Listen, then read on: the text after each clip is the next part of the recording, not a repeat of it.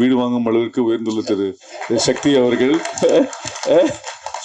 தான் தயாரிக்கும் முதல் படத்தை திரு யாத்திசை இயக்குனர் அவர்களுக்கு வாய்ப்பு கொடுத்திருக்கிறார். சோ அந்த வழியில் பைரி வெற்றிக்கு பிறகு பைரி இயக்குனருக்கும் வாய்ப்பு கொடுப்பார் என்று நம்புகிறோம். திரு சக்தி அவர்கள் முதல் அறிவிப்பு. வணக்கம். ஸ்டேஜில் எல்லாரும் நிறைய பேர் பேசினாங்க. பேசும்போது பைரி படத்துக்கு சக்தி ஃபிலிம் ஃபேக்ட்ரி ஒரு முக்கிய அடையாளமாக இருக்குது அப்படின்ற மாதிரி சொன்னாங்க. உண்மையிலேயே சக்தி ஃபிலிம் ஃபேக்ட்ரிக்கு பைரி ஒரு அடையாளமாக மாறணுங்கிறது தான் என்னோட எண்ணம். நிச்சயமாக இது சாதாரணமான படம் இல்லை, என்னை நம்புங்க. நிச்சயமாக இது சாதாரணமான படம் இல்லை. இந்த வருஷத்தோட கடைசியில் இந்த பத்திரிகையாளர்கள், ஊடகவியலாளர்கள், நீங்கள் உங்களோட பேனாவை எடுத்து இந்த வருஷத்தோட சிறந்த படங்கள் அப்படின்னு எழுதுவீங்க. எழுதும்போது பைரியோட பேர் நிச்சயமாக அதில் இருக்கும். இது என்னோட நம்பிக்கையில் நான் இதை சொல்கிறேன். ஏன்னா ஒரு படம், அந்த படத்தை ஆத்மார்த்தமாக எடுத்துகிட்டு போகக்கூடிய கலைஞர்கள், டெக்னீஷியன், டீமு, கிட்டத்தட்ட இந்த படம் ஒவ்வொரு ஃப்ரேம்லேயும் ஒரு 40லேருந்து 50 பேர் இருப்பாங்க. அந்த 40லேருந்து 50 பேரோட ஒரே ஒரு ரியாக்ஷன் கூட தவறு இருக்காது. இது பெரிய பெரிய படங்களில் பார்த்தா கூட இந்த பக்கம் நரம்பு படைக்க ஹீரோ கத்திக்கிட்டு இருப்பாரு, பக்கத்தில் ஒரு அம்மா நின்று சிரிச்சுக்கிட்டு இருக்கும்.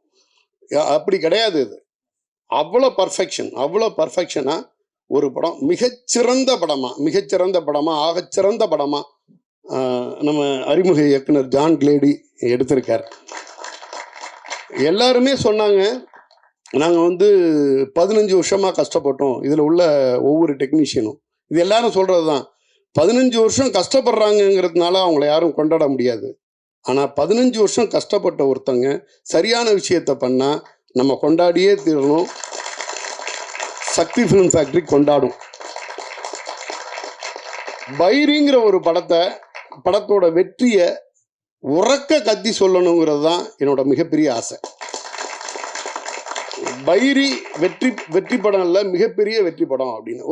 ஒரு சில படங்கள் தான் அதில் உள்ள ஒவ்வொருத்தரும் தனித்தனியாக, அதாவது படமாக மொத்தமாக ஒன்று இருக்கும், தனித்தனியாக பார்த்தோம்னா ஒவ்வொருத்தரோட ஒர்க்கு தனித்தனியாக தெரியும். நிறையா டைம் ஆயிடுச்சு, நான் நேரம் கருதி ஒவ்வொருத்தரையும் தனித்தனியாக அவெல்லாம் மென்ஷன் பண்ணலை. ஆனால் ஒரு குழு முயற்சி அப்படின்னா இப்படி இருக்கணும். ஒரு குழு முயற்சி, அந்த படத்து மேலே ஒவ்வொருத்தருக்கும் உள்ள டெடிகேஷன், ஆத்மார்த்தமான பிணைப்பு அப்படின்னா பைரியாக தான் இருக்கும். ப்ரிவியூக்கு அதாவது படம் ரிலீஸ்க்கு முன்னாடி ஒரு படத்தை அதிக தரம் நான் பார்த்த படம் பைரியாக தான் இருக்கும். என்னோட ஒரே ஆசை பைரியோட வெற்றியை சத்தம் போட்டு சொல்லணும், இதே ஸ்டேஜில் சொல்லணும் அப்படிங்கிறதான் பெரிய ஆசை. அதுக்கு முழு தகுதி உள்ள படம். அந்த இயக்குனர் ஒவ்வொரு ஃப்ரேமையும் செதுக்கியிருக்காரு. அதை தாண்டி அவர் அதில் ஒரு நடிகராக நடிச்சிருக்காரு. அந்த நடிகர் நான் ஃபஸ்ட்டு படம் பார்க்கும்போது இவர் தான் இயக்குனர்னு தெரியல. நான் அவரை ஃபாலோ பண்ணேன். யார் அது இந்த மாதிரி இயல்பா ஒருத்தர் நடிக்கிறாரு? சையது, புதுமுக நடிகர். ஒரு பெரிய நடிகர் நடிக்க வேண்டிய, பெரிய நடிகர் மெனக்கண்டு நடிக்க வேண்டிய, உச்ச நட்சத்திரங்கள் மெனக்கட்டு நடிக்கக்கூடிய ஒரு விஷயத்த அவ்வளோ அழகாக பண்ணியிருக்கார்.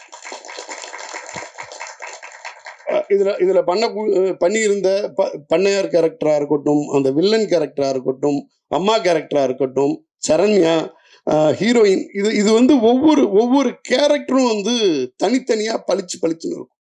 இந்த வருஷத்தோட சிறந்த சப்போர்ட்டிங் ஆர்டிஸ்ட் யாருன்னா ஸ்ட்ரைட்டாக நீங்கள் பைரியிலேருந்து ஒருத்தங்களை எடுக்க முடியும், பிக் பண்ண முடியும். அந்த அளவுக்கு அருமையாக இருக்குது. ஒரு 15 வருஷம் சிரமப்பட்டேன், அப்படி கஷ்டப்பட்டேன், இந்த சினிமாவுக்கு வர்றதுக்கு கஷ்டப்பட்டேன் அப்படின்னு சொன்னதெல்லாம் இல்லைங்க. அந்த கஷ்டப்பட்ட எல்லாரும் சேர்ந்து ஒரு நல்ல படம் எடுத்திருக்காங்க. நம்ம தினேஷ் பிரதர் இந்த படத்தை எடுத்துகிட்டு என்கிட்ட காமிச்சாரு.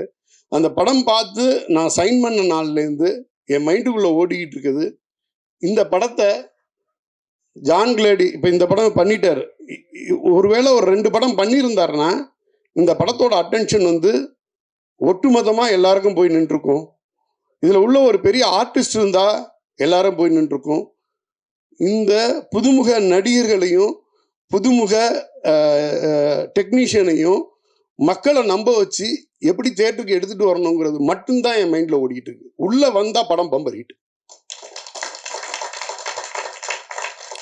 அதுக்கு எங்களோட ஒரே புகலிடம், வேற எதுவுமே சான்ஸ் கிடையாது, பத்திரிகையாளர்கள் மட்டும்தான். நல்லா இல்லாத படத்துக்கு, சுமாரான படத்துக்கு இருவேறு வகையான விமர்சனங்கள் உங்கள்கிட்டேருந்து வந்திருக்கு. ஆனா இது வரைக்கும் ஒரே ஒரு நல்ல படத்துக்கு கூட தவறான விமர்சனம் வந்ததில்லை. பைரி படத்துக்கு உங்கள்கிட்டேருந்து வரக்கூடிய, உங்க பேனாவிலேருந்து வரக்கூடிய மை மட்டும்தான் முழு ஆதாரம். ஒரு தயாரிப்பாளர் ஒட்டுமொத்த டீமை நம்பிட்டு கடல் கடந்து இருந்துட்டு ஒரு பணத்தை அங்கேருந்து இங்கே போடுறார். ஒரு நல்ல மனிதர் நல்ல டீமை நம்பி பணத்தை போடுறாரு. அந்த பணம் ஒரு ப்ராடக்டாக கன்வெர்ட் ஆகி நிற்குது. அந்த ப்ராடக்ட் வந்து மற்ற தொழில் மாதிரி இல்லை. ஏதோ ஒரு அமௌண்ட்டில் நான் அந்த தொழிலில் படம் போட்டேன், இந்த நான் போட்ட பணத்தில் வந்து ஒரு 70% வந்துருச்சு, 80%. இது வந்து ஒரு சிலை மாதிரி தான். அது சிலை வடிவமைக்கும் போது கண்ணு காது மூக்கு எல்லாத்தோட சேர்ந்து வந்துச்சுன்னா தான் அது சிலை, இல்லைன்னா சிலை இல்லை. ஒரு சிலையாக வடித்து வச்சிருக்காரு ஜான் கிளேடி. எனக்கு பெருமையான, இப்போ நான் போன வருஷத்தில் வந்து நான் சொல்லும் போதே சொன்னேன், எனக்கு யாத்திசை வந்து எனக்கு பெருமையான படம் அப்படின்னு. பைரி எனக்கு பெருமையான படம், தமிழ் சினிமாவுக்கு பெருமையான படம். எல்லாரும் சப்போர்ட் பண்ணுங்க, மிகப்பெரிய வெற்றி அந்த படத்துக்கு கொடுங்க. அத்தனை பேருக்கும் நன்றி. நான் தனித்தனியாக யாரையும் மென்ஷன் பண்ண முடியல. அந்த அன்பின் வானம் அழகை எழுதின லிரிக்கிஸ்டாக இருக்கட்டும், முத்துக்குமார் சாராக இருக்கட்டும், ஒவ்வொன்றுமே நீங்கள் வந்து நான் மென்ஷன் பண்ணுன்னா தனித்தனியாக அதுக்கான நேர அவகாசம் இல்லை. இந்திய சினிமாவின் மிகப்பெரிய PRO நிக்கில் அண்ணனுக்கும் நன்றி சொல்லி என் உரையை முடிக்கிறேன். நன்றி.